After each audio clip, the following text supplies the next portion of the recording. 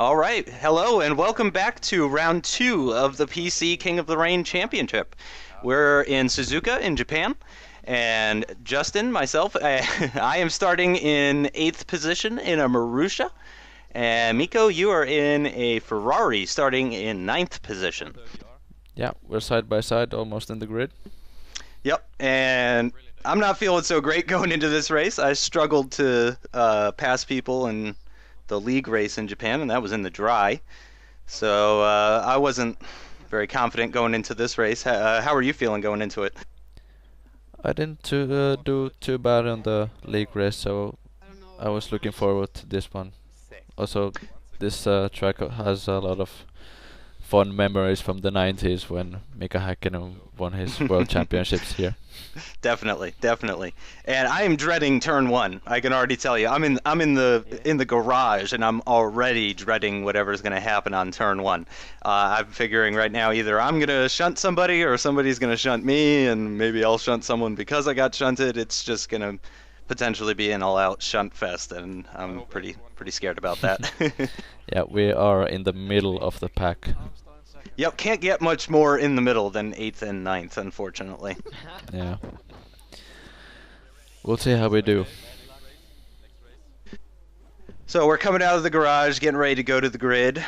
And, of course, Alex is winning the championship at the moment with 25 points. Mike P. in second with 18 points. And Miko is in third currently with 15 points after a great result in Spain.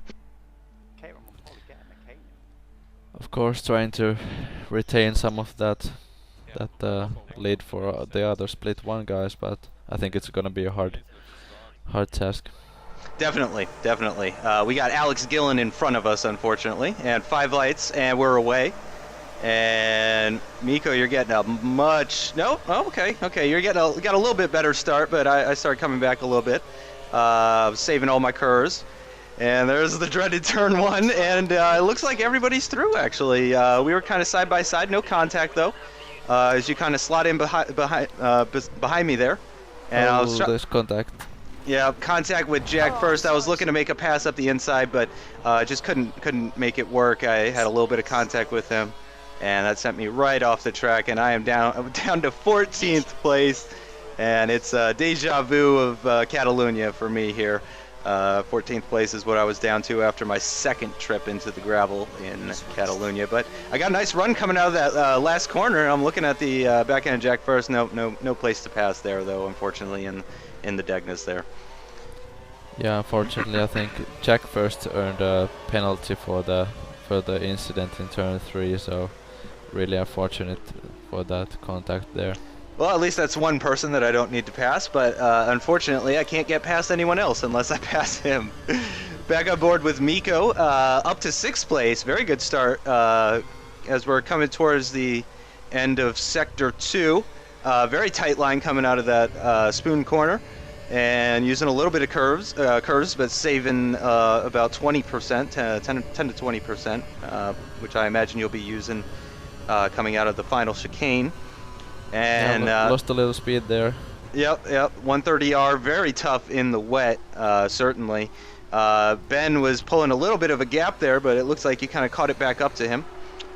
And back on board with me, and I'm trying to find a way around Jack first. And now it's a deja vu of my Suzuka League race. I can't seem to find a way past him. I'm using a lot of curves going into this first corner, and let's see if I can nail the braking. I cannot. Deja vu all over again. This is the same exact type of problem that I was having during my league race. I just could not make the pass happen at what is arguably the easiest place to make a pass on this track. Yeah, the braking point normally on the dry is on the 50-meter board, so yeah, I think you are trying to be the last of the late breakers there, but that doesn't seem to have worked for you. Nope, unfortunately not. Hopefully I can take that lesson and learn from it, though, and get past him. And you're doing a fantastic job here, sticking with Ben a little wide on that hairpin. Nothing too major, though. David was having a little bit of a peak, but nothing he could do about it. Using a good amount of curves coming out of that hairpin, though, about 50% or so. Yeah, David, of course, he's not actually. I think he's not a current driver in Split 1, but I think he's He's a former Split 1 driver. He's yeah, definitely yeah. Split 1 level. No arguing that.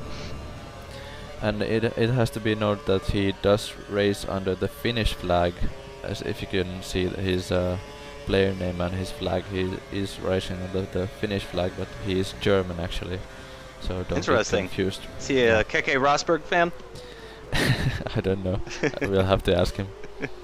And here we're back on board with me, and I'm trying to find a way around Jack first. Saved a little bit of curves for this start-finish straight, and I'm using the rich mix, going down to standard since clearly, yeah, and I saved my curves as well. So I knew I wasn't going to be able to make the pass happen here. Save my curves, save my fuel, and just try and stick with him so that I can find a better place to try and make that pass. But unfortunately, still down in 14th place. With almost half the race over. I think Onage is leading at this point, and you can see in the minimap there he has a great big lead at this point. Wow, what a gap there! That is really impressive, especially after only 2 laps. And a little bit of oversteer, lost the back end a little bit coming out of Degna number 2, which has allowed Mikey by, and he is in a Sauber. Lucky Mikey. Getting the luck of the draw on this one. The Ferrari is not too bad. It's probably a mid-range car. There are definitely worse cars. There are definitely better ones. Certainly, Alex put it to good use in PC Split 1 last year, getting 2nd place in the championship with it. So it's not a bad car. But against the Sauber, especially on this long straightaway going into 130R, and you're just losing all sorts of time on him now. Yeah, of course we are racing with equal cars, but equal is kind of that's an abstract term. They're mostly equal, you could say. Mostly equal. And you're in rich mix, trying to keep up with Mikey and trying to keep David behind you. It looks like actually you pulled a little bit of a gap to him as Onage does a 141.0. 2.5 seconds faster than your current best. I wouldn't even want to see it compared to my current best. Yeah, we're going into the S curves and taking a little bit of a wider line, but got a very nice line going through this curve here. Actually catching up to Mikey a little bit.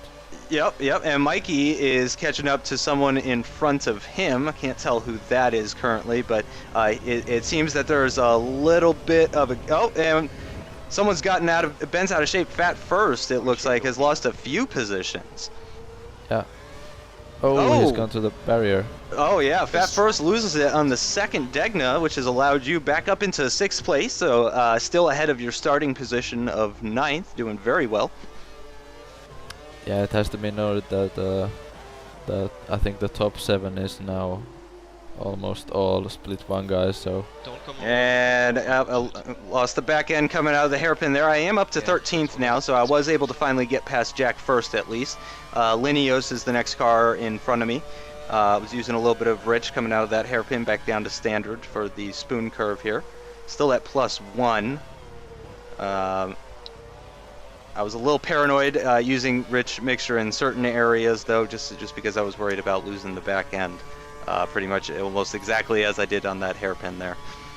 And yeah, my current best lap for me, 144.9.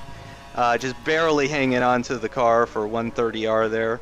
I'm nailing the braking point for this final chicane almost every time, but yeah, losing the back end, took a little bit too much curb. And that is, of course, going to allow Jack First back in front of me. Oh, a 147.4 on that last lap. I am clearly struggling on this track. Really should have done some wet weather practice. Jack First has gone a little wide coming out of that 2nd corner onto the grass a little bit. Nothing too major, though. It's allowed me to catch up a small amount, but right now I'm thinking 14th is as good as 11th, so no point in ruining anyone's race or anything like that. Mine is pretty much ruined as it is at this point. But I don't give up. I'm not gonna retire or anything like that. Looks like Jack First has gone very wide on that corner, almost into the grass. but he's just Yeah. pulling away even farther. Oh, someone's destroyed the styrofoam. Somebody's hit a sign. There's debris everywhere. And you can see I'm in lean mix, and Jack Frost has gone very wide on that hairpin, which has allowed me right up behind him. And we're back on board with Miko here, who is up to 5th and right behind Benenho, and coming towards 130R. You got about 40% of your curves remaining. This is the final lap. Yeah, I think there was a small incident on the last lap on in the first corner. Yorkie had a little lag issue, and I think we came to a contact there. He lost the back end of his car. Okay.